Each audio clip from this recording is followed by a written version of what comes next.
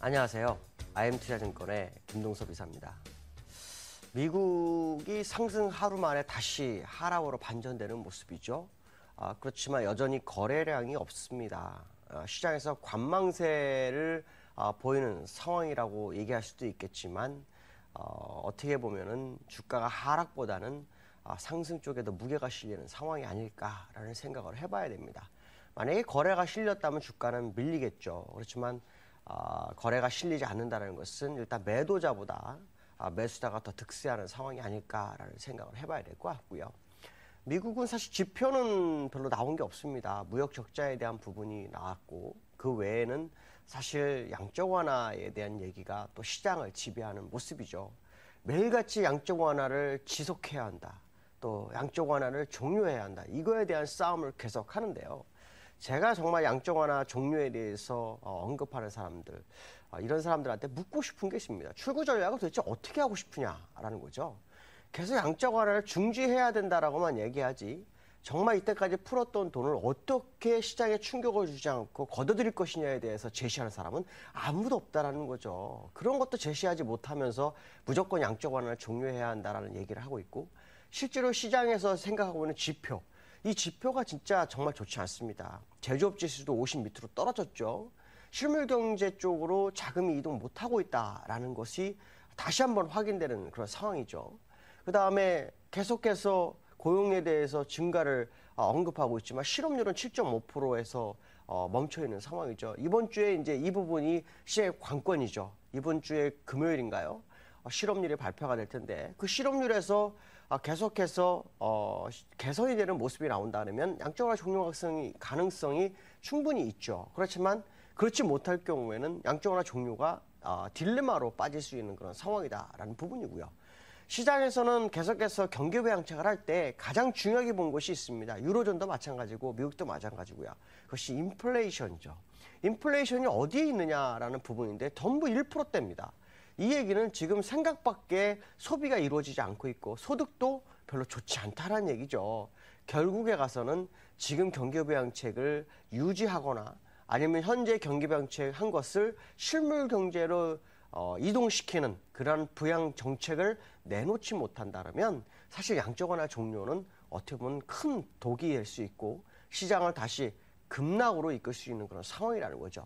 시장에 돈이 많아서 주가를 끌어올리고 있는 것은 사실이지만 중요한 것은 뭐냐면 현재 투자가들의 입장에서는 어쩔 수 없는 상황이라는 거죠. 저금리에 돈이 많이 들어오는데 당연히 주식 투자를 안 할 수가 없는 상황이죠. 그런 문제가 생기면서 빌그로스 같은 경우에는 손실이 굉장히 많이 나는 그런 상황이 됐죠. 그래서 그런지 악의적으로 계속 양적 완화 종료를 언급하는 건지는 모르겠습니다만 어쨌든 시장이 계속해서 상승이 진행될 확률을 열어두고 보시는 게 맞다라는 부분이죠. 실질적으로 버블이 나오지 않았다는 겁니다. 버블이 나오고 난 다음에 출구 전략을 종료해도 상관이 없다라는 거죠. 그렇지만 시장은 계속해서 올라가고 있는 과정 속에서 약간 리스크를 좀 감안하는 것은 나쁘지 않다라고 판단할 수 있을 것 같습니다. 자, 그 다음에 유로존에서 지금 나오는 얘기는 IMF가 독일의 성장 위축에 대해서 장기화에 대해서 경고를 하는 그런 상황이 발생하고 있죠.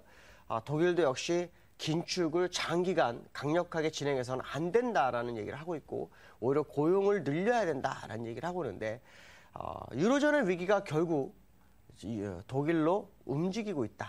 독일도 결국은 유로존의 침체에 의해서 벗어나는 수 없는 그런 상황이 연출되고 있다라는 것을 나타내고 있고 그 얘기는 독일이 지금 ECB가 진행하려는 경기부양책에서 반대 입김을 넣을 수 없는 그런 상황이 되지 않겠느냐라는 부분이죠. 이번 주에 ECB에서 통화정책회의가 있는데요. 여기에서는 지금 굉장한 얘기가 많습니다. 어떤 얘기가 많냐면 지금 금리는 거의 제로 금리에 가까웠기 때문에 시장에 내놓을 수 있는 카드가 뭐가 있느냐에 대한 얘기가 지금 많이 나오고 있는데요.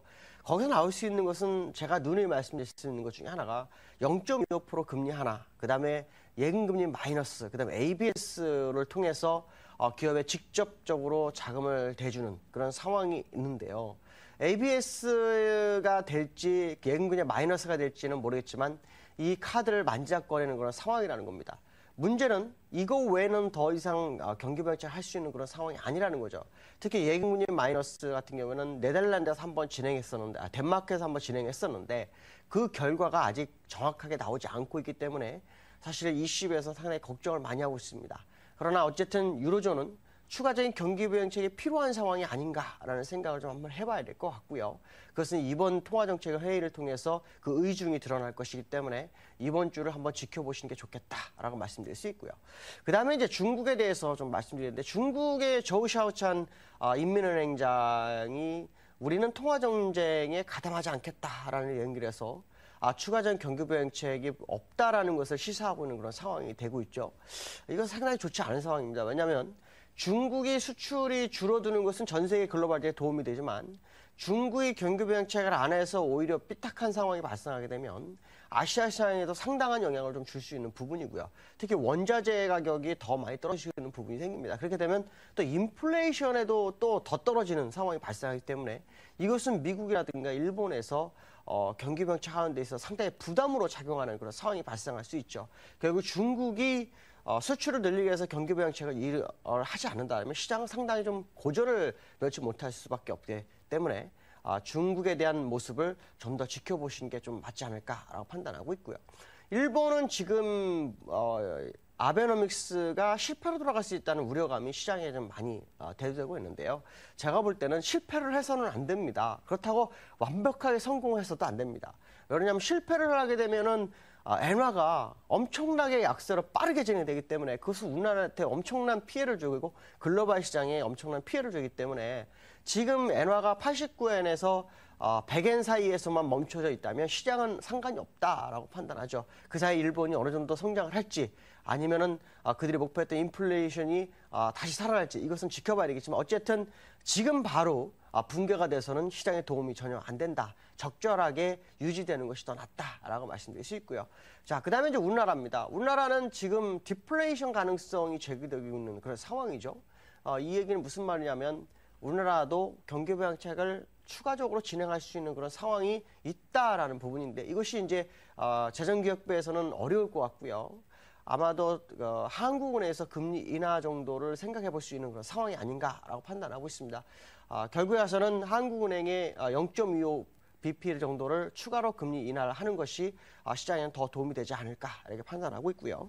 자, 기술적 분석을 한번 해보도록 하겠습니다. 기술적 분석 보시면 미국은 일단 저점은 깨지 않는 상황이죠. 오늘도 한 0.5% 정도 하락을 했지만 거래량이 줄어들고 있고 추가적 하락은 이루어지지 않은 상황. 저점을 붕괴시키지 않았다라고 말씀드릴 수 있고요. 영국이 좀 많이 내려오고 있는 상황이죠. 그렇지만 일단 61선 위에 있다는 것은 여전히 긍정적인 상황이 아닌가라고 봐야 될 것 같고요. 그 다음에 이제 우리나라 차트죠. 어저께 건 업데이트 되지 않았습니다. 시장이 상당히 좀 어려운 상황인데 어저께 정말 많이 갈 수도 있는 그런 자리였는데 그렇지 못했다는 거죠. 외국인들이 선물 매도를 한 6천 개 정도 했는데요. 이것을 다시 환매하는지를 좀 지켜보시는 게 좋을 것 같고요. 제가 볼 때는 여전히 추세는 살아있다라고 말씀드릴 수 있고요. 그 다음에 엔화입니다. 일시적으로 100엔까지 올라왔는데요. 여전히 추세는 내려가는 쪽이라고 보시면 될 것 같습니다. 특히 주가 봤을 때 후행 스팬이 내려오고 있는 것을 봤을 때는 엔화는 90엔대에서의 움직임을 생각해야 될 것 같습니다. 자, 오늘 하루를 지나면 내일 또 쉬지요. 오늘 즐거운 하루 되시고 좋은 결과 있는 하루 되시길 바라겠습니다. 여기까지 하겠습니다. 감사합니다.